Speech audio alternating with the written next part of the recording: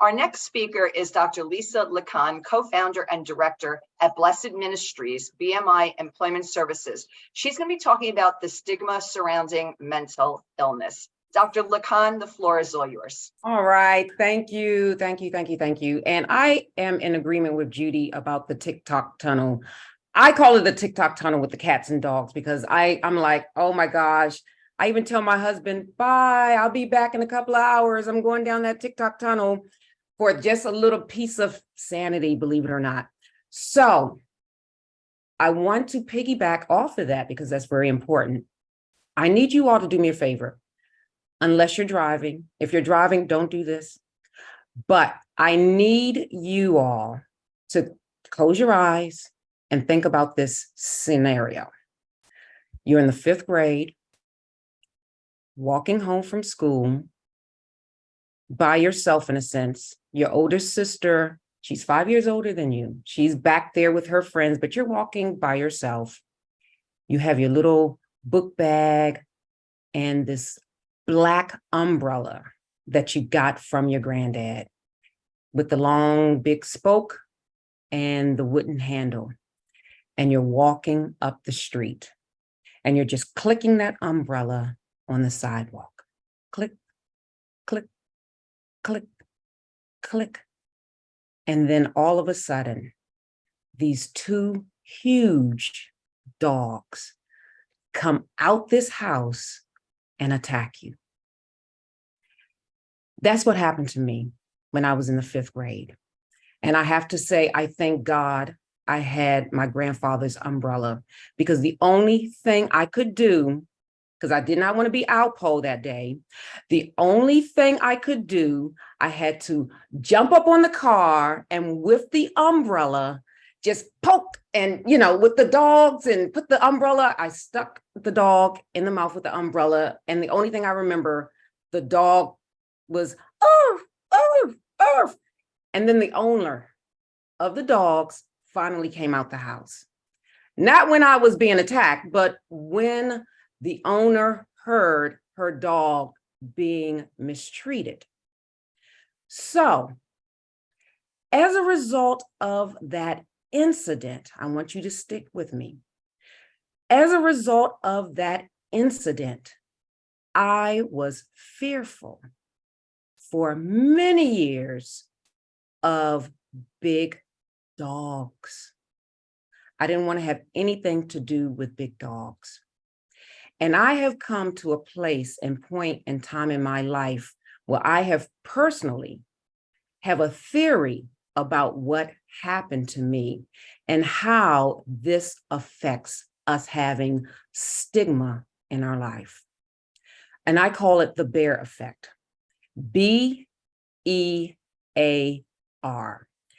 It's our beliefs expected as reality. Oftentimes in our mind, we have these belief systems that we think things are really going to happen, but in actuality, it does not.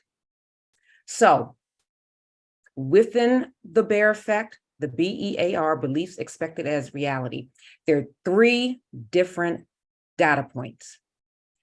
Number 1, you have historical data. Number 2, you have witnessed data. And number 3, you have hearsay data.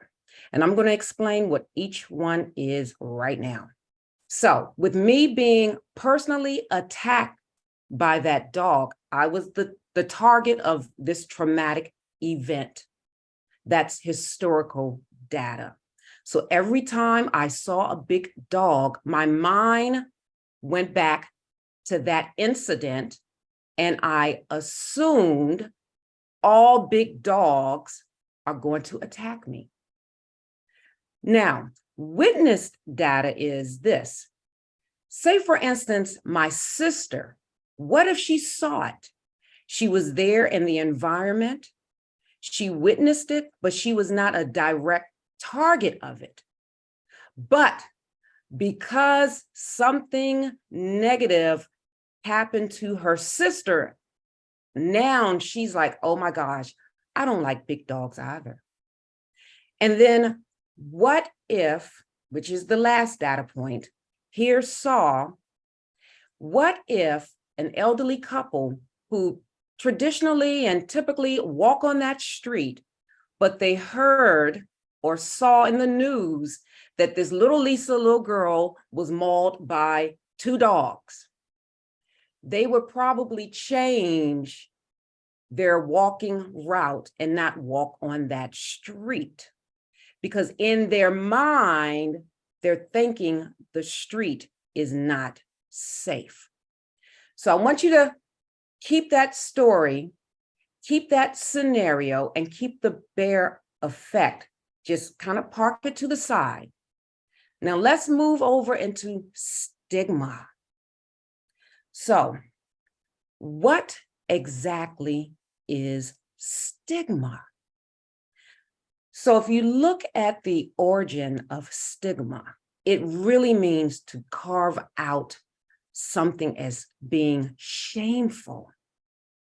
Okay? Carve out something as being shameful. Now, there are 2 types of stigma. We have public stigma and we have self-stigma. So today I'm going to talk about public stigma. Now, public stigma, according to research by Corrigan and Watson, there are 3 ingredients which make up stigma. Are you all ready for the ingredients? It's like baking a cake. If you don't have all 3, you fall short. So the first ingredient, number 1, stereotype. The second one is prejudice. And the third ingredient is discrimination. So what exactly is a stereotype? According to researchers Corrigan and Watson, a stereotype is a negative belief system about a group. I usually go a little further, a negative stereotype about people, places, or things. So I had a negative stereotype about what? Large dogs, as a result of what happened to me. The second ingredient in stigma is prejudice. Prejudice is basically you're in agreement with your negative belief system. All right. So with me and the dogs, I really believed that large dogs would forever terrorize me. Forever. And I'm telling you all, I used to have nightmares about dogs chasing me. I used to have all of these thoughts about huge dogs because of the historical data that I experienced. And I believed that all big dogs would attack me. So then the third one that we have is discrimination. And discrimination is basically a response to it's behavior response. So you are responding in a sense to what the prejudice is that you think. And how does that look? With me, with large dogs, I socially distance myself from them. And that's what happens with stigma. You want to socially distance yourself from people, places, or things that you don't feel comfortable with, based on historical data, based on a witnessed data, or based on a hear saw data. So let's go into now mental illness. Why is there so much stigma when it comes to mental illness? Is it because of the things that we have experienced personally? Because some of the stigma that we have outside of being pushed away is saying, I feel uncomfortable with a person who is diagnosed with a mental illness because, number one, I think they're going to be violent. Number two, I just don't know. They just make me feel uncomfortable. I don't know what they're going to do. I don't know. So you're always on guard. And a lot of people may not want to be on guard. But why are you always on guard?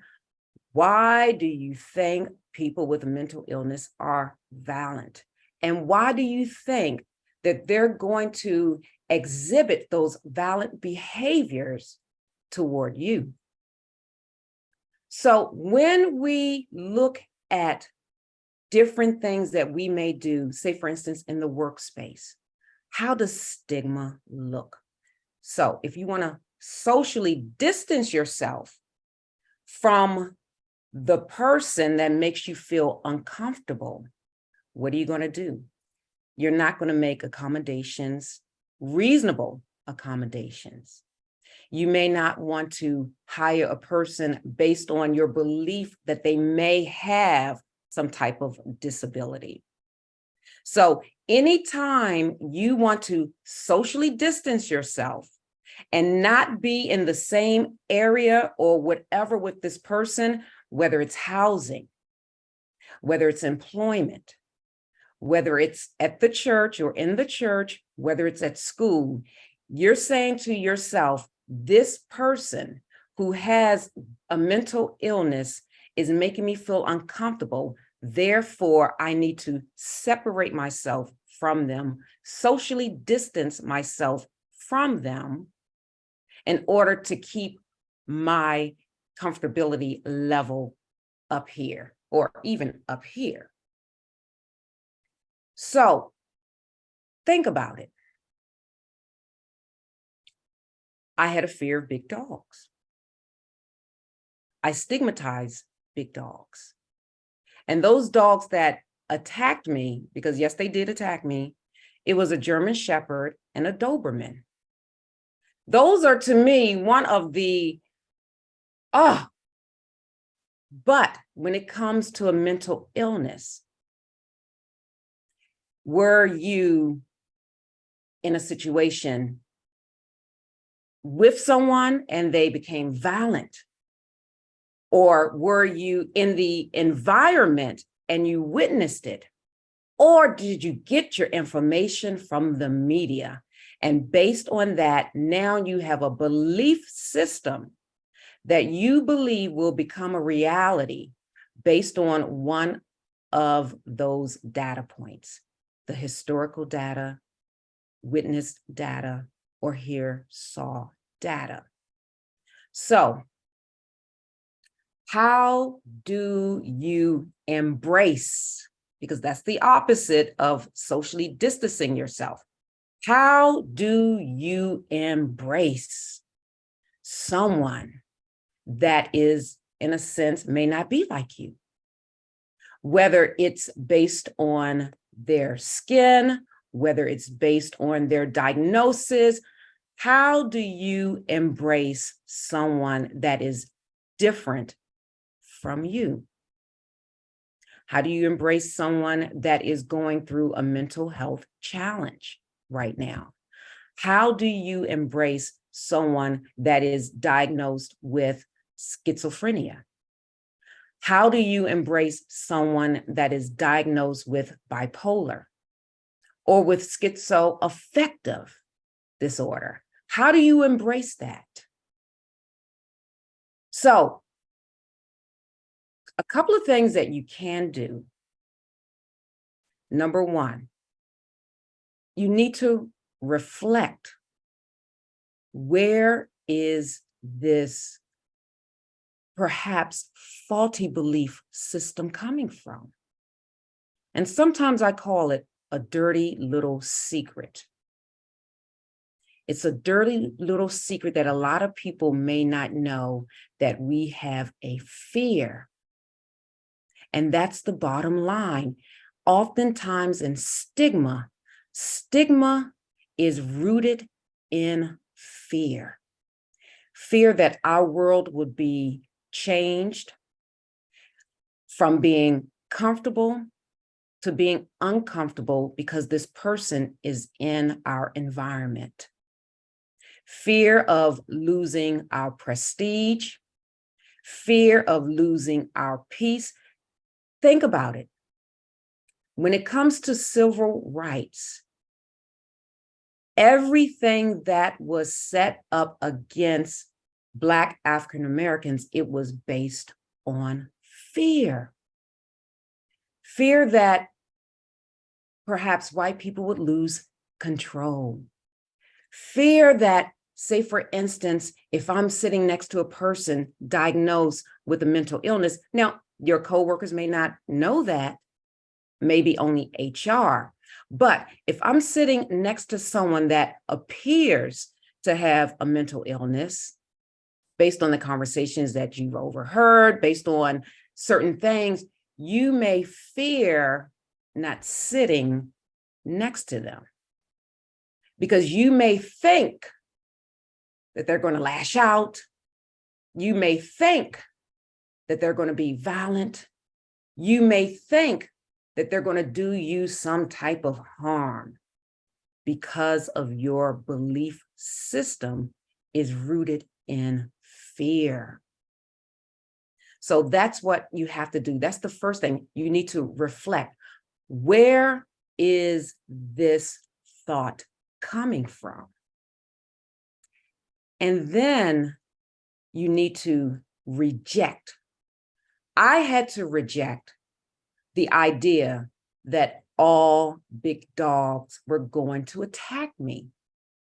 It was faulty thinking. Not every big dog is going to attack me. Not every big dog was thinking about me. So I had to reject the faulty thinking. So now what do we need to do when it comes to a mental illness? We need to reject the faulty thinking. Just because a person has schizophrenia, their psychoses can be managed with medication, with therapy, whatever. It can be managed. Not every person who has been diagnosed with schizophrenia is violent. Not every person who's diagnosed with bipolar is violent. So we have to reject the faulty thinking. And then from rejecting, we have to come to a place where now we have to replace those thoughts. And now we have to reprogram, because our brain is such a wonderful, delicate computer that oftentimes we have to reprogram. How does that look in the sphere of dealing with mental illness? Reprogram myself to purposefully, intentionally understand that someone who is diagnosed with a mental illness is not going to lash out at me. In fact, they may bring something wonderful and positive to the table because they may have a different perspective in how they view things.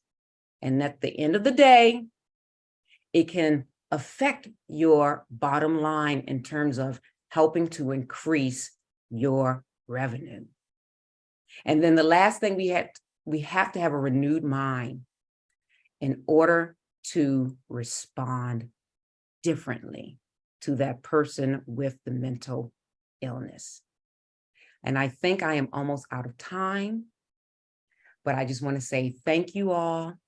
But remember the bear effect, beliefs expected as reality. Oftentimes it isn't what it appears to be. Thank you. Thank you so much, Dr. LaCon.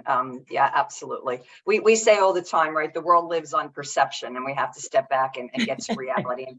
Seth, you and I have a little too much in common. I was bit by a dog when I was young too. Oh, Very traumatic event. Took me a long time to warm up to dogs from there. So, but thank you. Thanks for sharing your personal story as well as your professional insight on how we make this switch from perception to reality. Greatly appreciated. oh, no problem. Thank you.